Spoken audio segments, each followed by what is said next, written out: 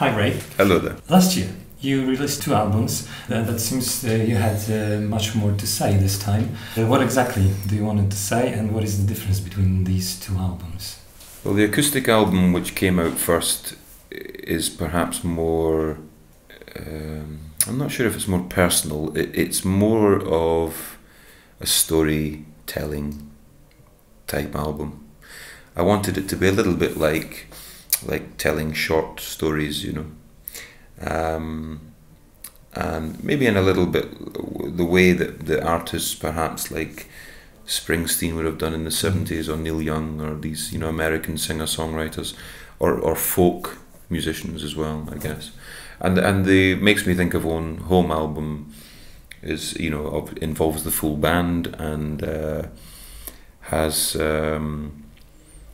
elements of pop, elements of rock, and a little bit of progressive rock as well. So that's the difference. One's acoustic and the other one is much more a mix of musical genres.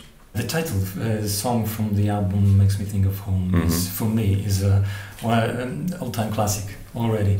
And would you like to tell us something about that song and also about the video, which is exceptional too? Well, the song is basically, it's not, it perhaps implies that it's a longing for home, wanting to go home, wanting to be at home. It's actually the opposite of that. It's a longing not to want to be at home, and it tries to create this feeling that your home is no longer feels like a place that you are comfortable being, and you need to escape. And to escape, once you do escape, the light comes into your life, because you're basically realizing that for many years you've been in the wrong place and your spirit has not felt very comfortable there. And that's effectively what the song means. It's what I experienced as well.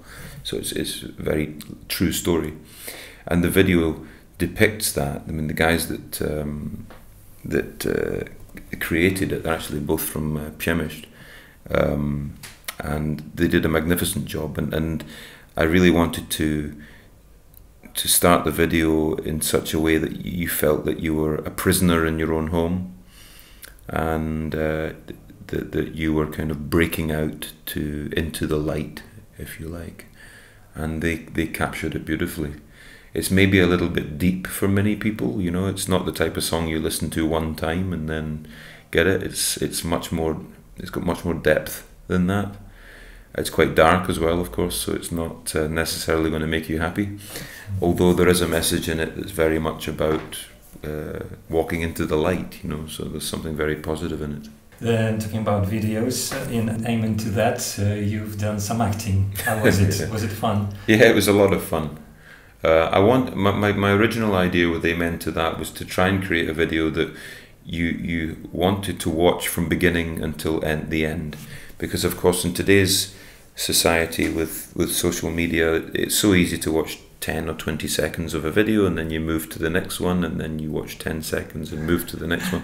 And of course that's the world we live in now. So I wanted, by changing the characters all the time, I wanted to try and keep people interested in watching the video. But it was fun from an acting point of view. Yeah, it was fun doing that. And I did acting for a couple of years in Edinburgh, just when I was in my early 20s. So I did a little bit of acting, and I never really took it very seriously. But I kind of enjoyed it, and it was nice to do it on this video. How was it like to sing in Polish? I mean, to do it with... Bezdania. Yes. It was very challenging, I have to say.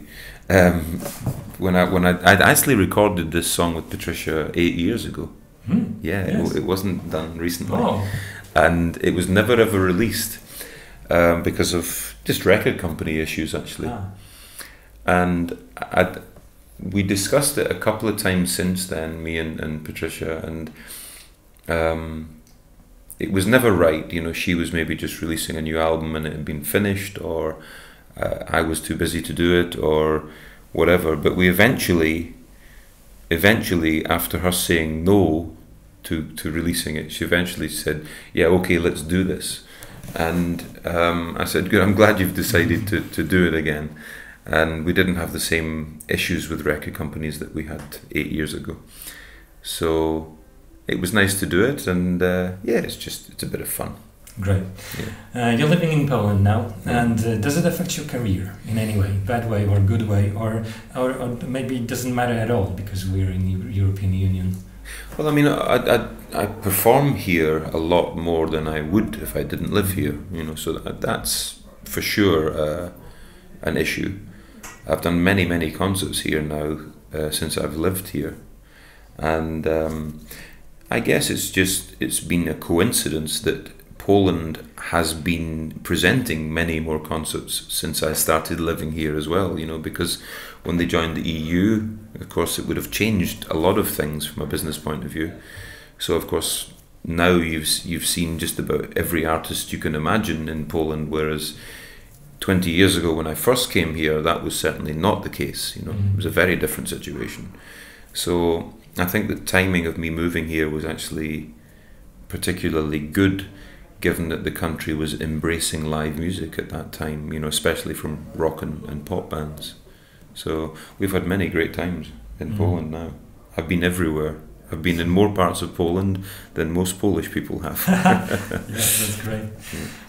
You've written many great songs, but live you still play many Genesis songs. And is it because the audience wants it, or maybe you would like to play more of your own compositions? No, it's because it's the way I started my solo career. When I started a solo career 20 years ago, or no, maybe 17 or 18 years ago, I played at the Edinburgh Festival. I felt that people would expect me to play for 2 hours because I'd just been touring with Genesis and we were doing shows for 2.5 hours, 2 hours and 45 minutes. So I didn't feel I could go there on stage and play for 50 minutes, you know. At that time, I just finished writing a solo album, Change. It was my first solo album, effectively. So I decided to play songs from the album and also do some acoustic versions of some of the Genesis songs I'd been singing while on tour with them, you know, like Carpet Crawlers and Mama and so on.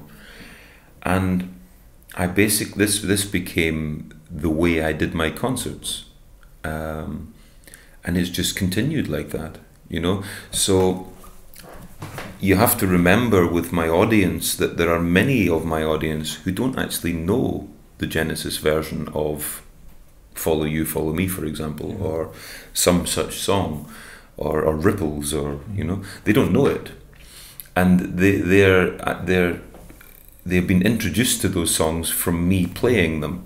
And of course there's another part of the audience that know everything from the original recordings. So I have this kind of mix of audience, and then of course I have fans of my own music as well.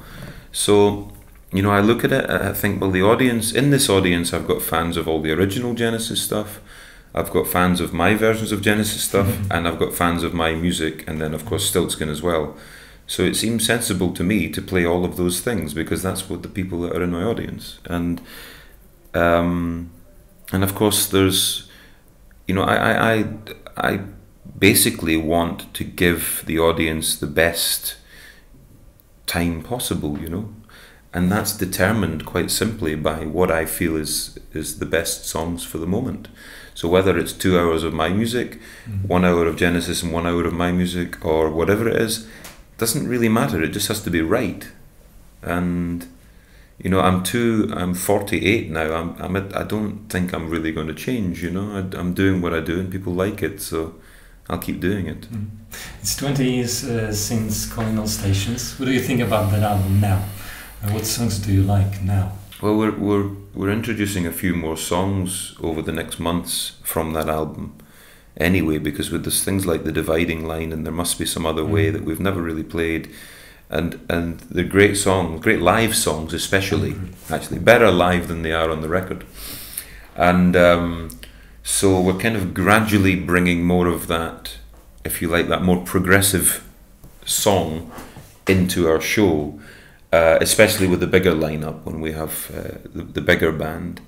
I'm enjoying it. I'm enjoying the fact, to be honest, that all I have to do is sing, because I'm not really playing in those songs, you know. Ali's there and Stevie are there normally, so I have two guitarists already. So I'm not really needed as a musician, I'm just needed as a singer, and I'm quite enjoying that. Because nowadays I play guitar pretty much on every song we do, but with these songs I don't. So it's quite nice just to be a performer again, a singer. One of my favorite songs from Colonial Stations is "Run Out of Time," which isn't on the album. Yeah, well, that's Marek Niedzwiecki loves that song as well, and he told me that when last time I saw him.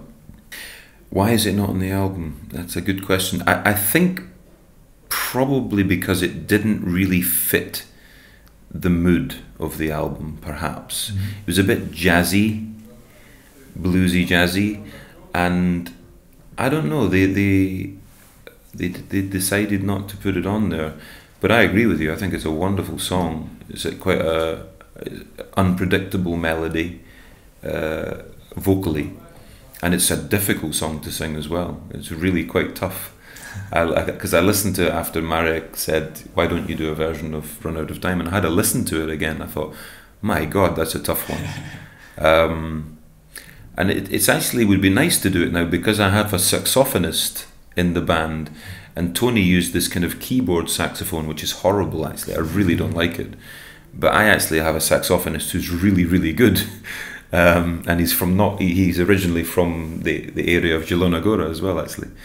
So I could do it quite nicely. So it's possible. We just have to. At the moment, we've been doing.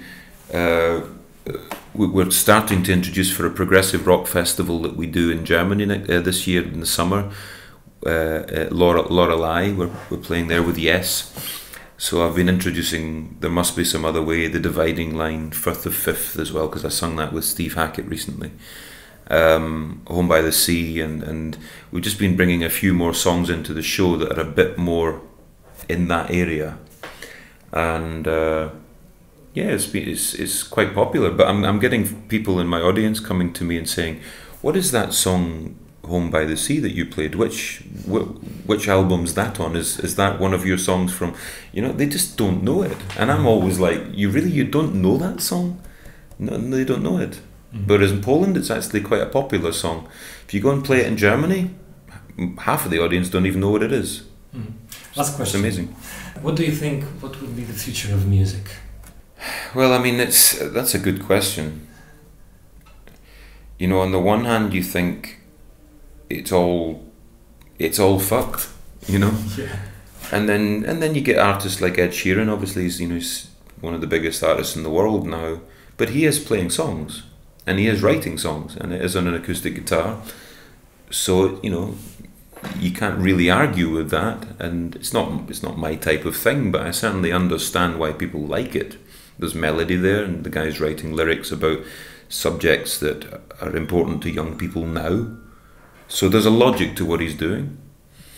On the other hand, you know, when you listen to what the majority of radio stations play, you think, well, I don't even pay attention to it anymore. I don't think I've listened to the radio for 15 years, and which is quite sad actually, because I used to quite enjoy it, but now it would be too painful to listen to the stuff that's played. And every now and again you hear a good song, but it's maybe 1 in 10 or something, you know. Do you think it will change?